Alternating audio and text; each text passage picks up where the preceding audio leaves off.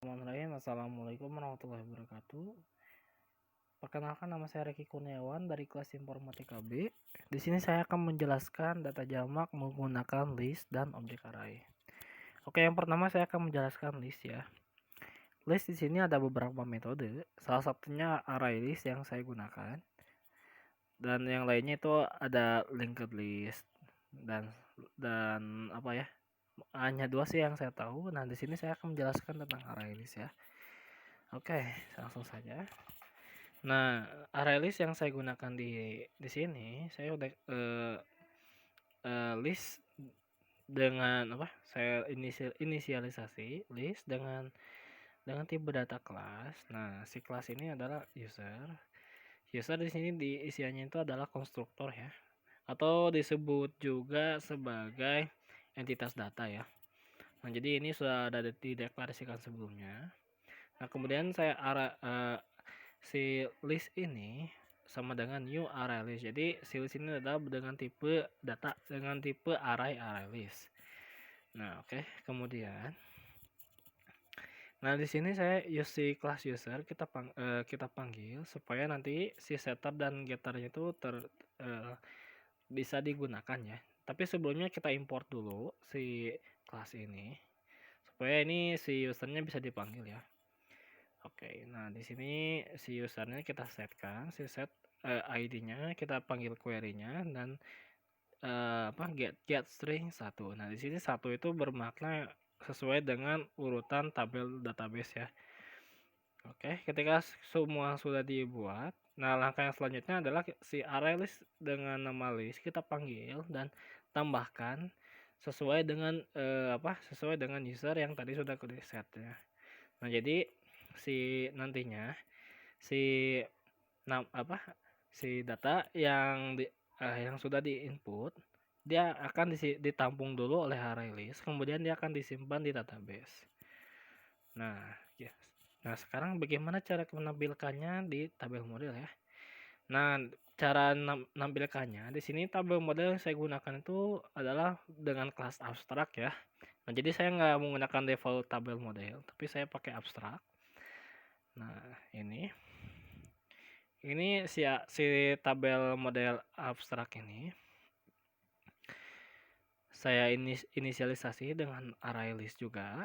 Nah, kemudian dengan tipe data user. Nah, jadi nanti si tabel data ini akan saling berhubungan dengan entitas data ya. Nah, kemudian di sini string header ini adalah nama kolomnya. Jadi si nama kolomnya kita tampungkan di array string ya. Nah, kemudian untuk memasukkan data awal dari database ke tabel model, nah caranya kita tinggal panggil ini. Nah, di sini kan saya sudah panggil. Si tabel data karyawan saya sudah panggil dengan dalamannya itu adalah array list juga sama dengan diberi nama tabel. Nah, kemudian untuk memunculkan digit tabelnya kita tinggal set modelnya variabel grid karyawan ini adalah tabelnya ya, variabel tabel. Kita set modelkan dan si isiannya itu adalah tabel ya. Jadi intinya itu akan saling berhubungan gitu ya. Oke, sekian tentang array list. Nah, saya akan menjelaskan yang kedua yaitu menggunakan objek array. Nah, di sini tuh menurut saya paling simple ya. Nah, jadi saya nggak akan menggunakan entitas data dan tabel abstraknya, tabel model abstraknya. Tetapi saya pure menggunakan objek array ya. Oke, yang pertama kita buat objek kolomnya, objek array kolomnya. Kita buatkan. Kita beri nama kolom. Nah, kemudian isian di sini tuh sama dengan tabel data ini ya, yang si array string ini. Tinggal kita kopas aja isiannya. Kopas. Nah, langkah selanjutnya, karena saya nggak menggunakan tabel model, karena saya nggak menggunakan abstrak tabel model, maka saya menggunakan default tabel model ya. Kita panggil tabel model, kita beri nama model sama dengan default new default tabel model. Nah, seperti ini ya. Nah, di dalam kurung ini harusnya ada baris dan kolom. Nah, si baris ini kita isikan nol karena saya belum membuat barisnya ya. Kita isikan nol. Nah, dan kolomnya kita tinggal panggil si objek array kolom. Nah, jadi nanti yang muncul di kolom apa? Di kolom tabelnya itu adalah nama-nama ini ya. Oke. Sudah. Nah, setelah itu sebelum di sini kita harus deklarasikan dulu ya. Nah, jadi si ID karyawan, si nama, si password, ini ID karyawan, password, nama ini harus dideklarasikan dulu ya, tipe datanya apa. Di sini saya sudah deklarasikan dengan tipe data string. Oke, kita panggil. Jadi karyawan sama dengan result set, ini adalah query .get string 1. Nah, kita samakan saja seperti ada di atas ya. Nah, ini 1 menunjukkan bahwa dia urutan apa? Database urutan yang ke-1 ya, si ID karyawan. Oke, kemudian yang kedua adalah nama. Nama result set.get string. Oh, sorry. Get string 2. Oke, untuk mempercepat kita kopas saja. Kemudian yang kedua adalah password. Yang ketiga adalah jabatan. Yang keempat adalah jabatan, Yang kelima adalah jenis kelamin. Ya, kemudian yang ke-6 adalah alamat. Nah, yang terakhir adalah HP. Oke, kita urutkan sesuai dengan urutan database ya. 5, 6, 7. Nah, setelah ini kita buat objek array lagi. Nah, di sini fungsi objek array-nya itu untuk menampung data-data yang akan disimpan ya. Nah, jadi kita buatkan saja objek array dengan nama data. Nah, di dalam sini ini adalah isiannya itu tadi si variabel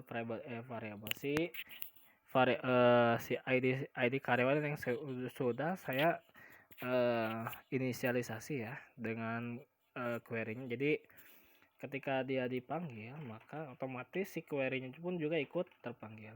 Nah, sebelum saya panggil, karena pertama ini ada nomor ya.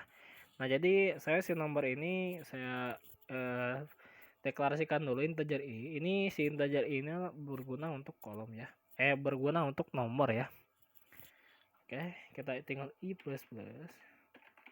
supaya dia akan menambahkan terus ya sesuai dengan kolom yang diinput ya. ID karyawan, nama, di sini adalah password, jabatan, JK, alamat, HP. Nah, beres. Nah, kemudian langkah selanjutnya adalah si tabel model kita panggil supaya nantinya data yang sudah ditampung di objek array ini kita tinggal tambahkan ke tabel modelnya ya dengan cara .add row dan isian adalah data. Nah, setelah itu si variabel JTable ini kita set modelnya ya. Jadi men-set modelnya jadi supaya dia muncul inputan-inputan yang sudah diinput gitu ya. Kita panggil tModel. Nah, seperti ini. Jadi si grid keyword ini adalah variabel dari JTable ini. Kemudian kita set modelkan dengan kita panggil si tabel model dengan nama tModel ya. Ini karena saya database ini belum dijalankan, maka saya harus jalankan dulu ya. Oke, nah starting ya. Kita coba jalankan ya. Mungkin ini agak berhasil ya. Nah, hore, berhasil. Berarti ini sudah terhubung dengan database ya.